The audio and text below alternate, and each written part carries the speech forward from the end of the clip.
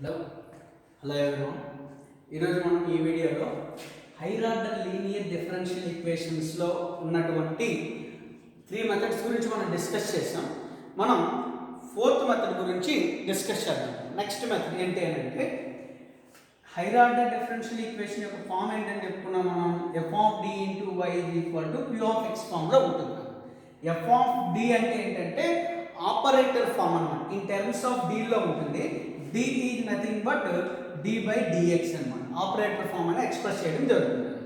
అయితే ఈ F of D into Y is equal to Q of ఎక్స్లో general solution మనకు తెలిసిందే వైసీ ప్లస్ వైపీ. వైసీ అనేది అన్ని మెథడ్లో కామన్ అన్న. ఇంకా మనం తెలుసుకోవాల్సింది వైపీ గురించి కదా మనం మాట్లాడుతున్నాం.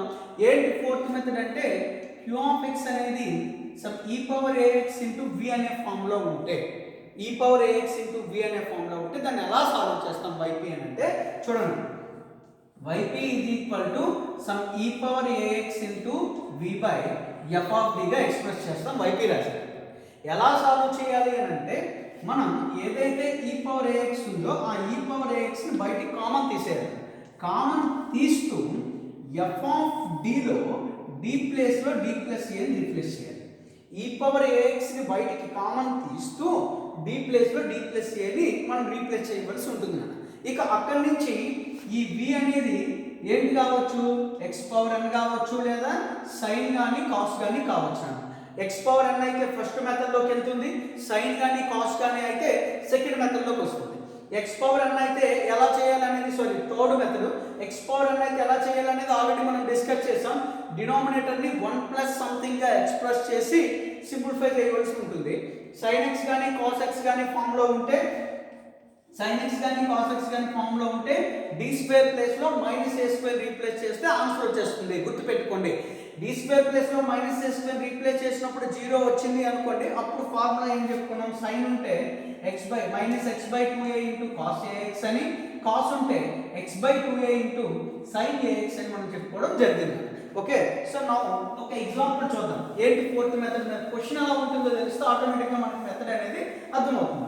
సో ఒకసారి మీరు అబ్జర్వ్ చేసినట్టయితే F of D into Y is equal to Q of X higher order differential equation form.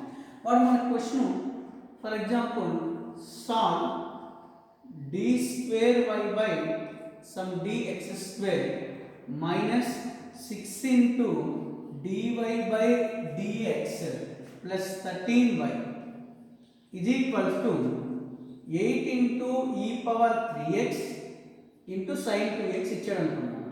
This is the question. Solve this question. ఎప్పుడు గుర్తుపెట్టుకోండి, గివెన్ ఈక్వేషన్ అనేది ఆపరేటర్ ఫామ్లో ఉండాలన్న. ఆపరేటర్ ఫామ్ అంటే ఇన్ టర్మ్స్ ఆఫ్ క్యాపిటల్ డీస్లో ఉండాలి. కాబట్టి first మనం ఏం చేయాలి, ఇచ్చిన ఈక్వేషన్ ఆపరేటర్ ఫామ్లో కన్వర్ట్ చేయాలి. సో ఆపరేటర్ ఫామ్ అంటే D square by dx square అంటే అర్థం ఏంటి, ద ఆపరేటర్ ఫామ్. కావాలంటే రండి, the operator form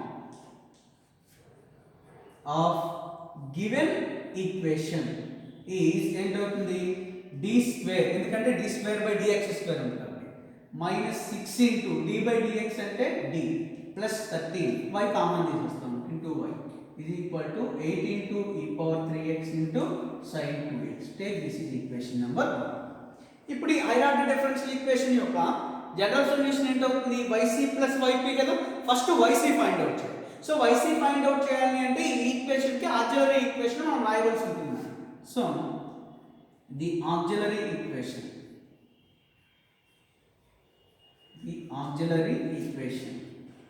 of 1 is ఏంటవుతుంది, f of m is equals to 0. F of D అంటే దిస్ వన్, ఏంటి డి స్క్వేర్ మైనస్ 60 ప్లస్ 13. మరి ఎఫ్ ఆఫ్ ఎమ్ అంటే ఏంటవుతుంది, డి ప్లేస్లో ఎమ్ అని రీప్లేస్ చేయాలి. అంటే m square minus 6m plus 13 equals to 0.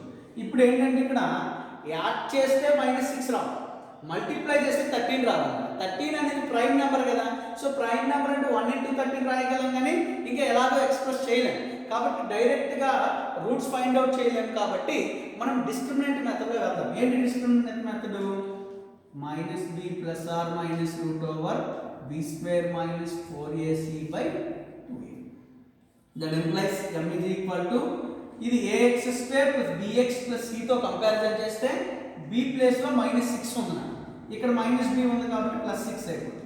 Plus or minus root over b square minus 6 square చేస్తే 36 minus 4ac ఏ అంటే m స్క్వేర్ కోఎఫిషియంట్ 1 ఉంది, c అంటే 13 ఉంది. 4 13 ఎంత అవుతుంది? 13 4 ఎంత అవుతుంది? 50 అంతే కదా. 13 into 4 అంటే 40, 4 3 12 52 4 by 2 into 1. That implies m is equal to 6 plus or minus root over 36 minus 15 అంటే ఎంత అవుతుంది? minus 16 by 2. That implies m is equal to 6 plus or minus square root of 16 అంటే 4 minus ఉంది కాబట్టి i square value minus 1 square root of i square i అవుతుంది by 2.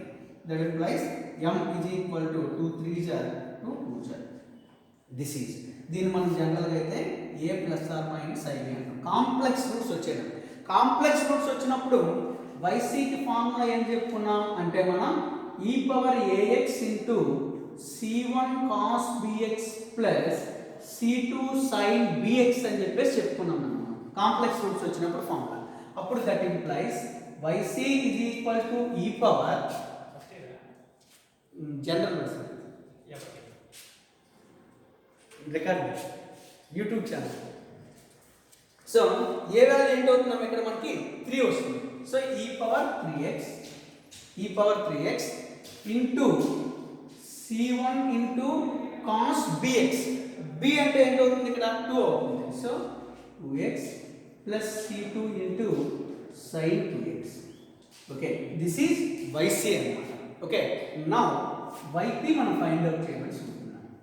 yp అంటే q of x by f of d. q of x అంటే RHS. RHS లో ఏంటి మనకి 8 into e power 3x sin 2x whole by f of d అంటే ఏంటి? d square minus 6d plus 13. This is so that implies yp is equal to 8 ఎలాగో constant పక్కన రాయండి. e power ax into v అనే method లో ఉంది కదా, fourth method. e power ax into v ఉంటే ఏం చేయాలని చెప్పాం? e పవర్ ax ని కామన్ తీసేయాలి. అంటే e పవర్ 3x ని బయటికి తీసేయాలి.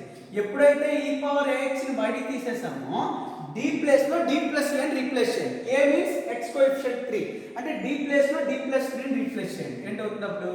d plus 3 whole square minus 6 into d plus 3 plus 13.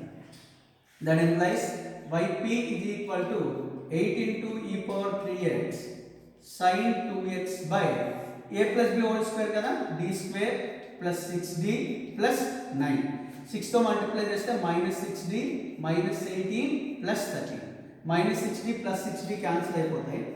yp is equal to 8 into e power 3x into sin 2x by d square 9 plus 13 ఎంత అవుతుంది? 22 అవుతుంది. 22 లో 18 సబ్ట్రాక్షన్ చేస్తే 4. That implies yp is equal to 8 into e power 3x into ఇప్పుడు sin ax by something ఫార్ములాలోకి వచ్చిందా లేదా అంటే ఏంటిది? Second method. ఏంటి సెకండ్ మెథడ్ ఫార్ములా?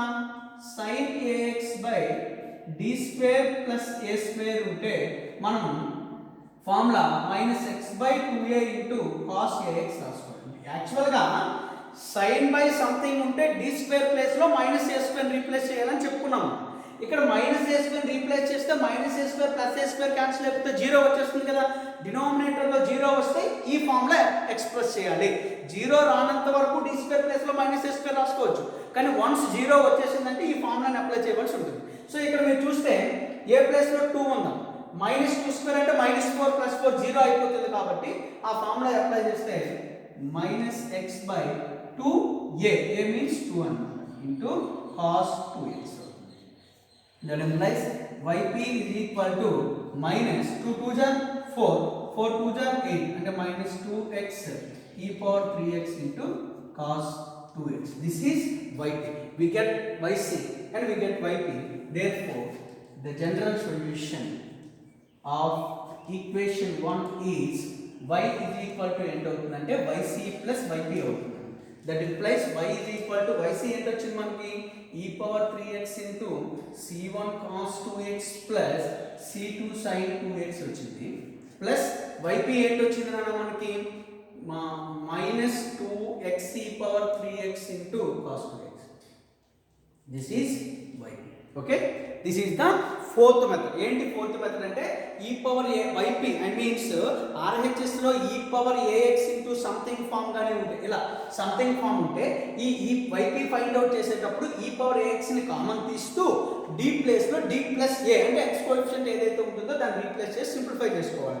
అది ఎక్స్ ఇక్కడ పైన ఎక్స్ పవర్ ఎన్ ఉన్నది అనుకోండి, అప్పుడు డినామినేటర్ని మనం 1 ప్లస్ డి సంథింగ్ ఫార్ములాలోకి ఎక్స్ప్రెస్ చేయాలి.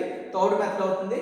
లేదు సెకండ్ మెథడ్ సైన్ కానీ కాస్ కానీ ఉంటే డైరెక్ట్గా డి స్క్వేర్ ప్లేస్లో మైనస్ ఏ స్క్వేర్ రాసేయడమే, నో ప్రాబ్లం. ఒకవేళ జీరో వస్తాయి, ఇప్పుడు ఈ కేసులో జీరో వచ్చింది కదా, జీరో వచ్చింది అనుకోండి, అప్పుడు ఈ ఫార్ములాని మనం అప్లై చేయవలసి ఉంటుంది అన్నమాట. This is the higher order differential ఈక్వేషన్లో ఫోర్త్ మెథడ్ అనమాట. ఫోర్త్ మెథడ్ ఎలా సాల్వ్ చేయడం అనేది మనం డిస్కస్ చేసాం. Okay, thank you very much.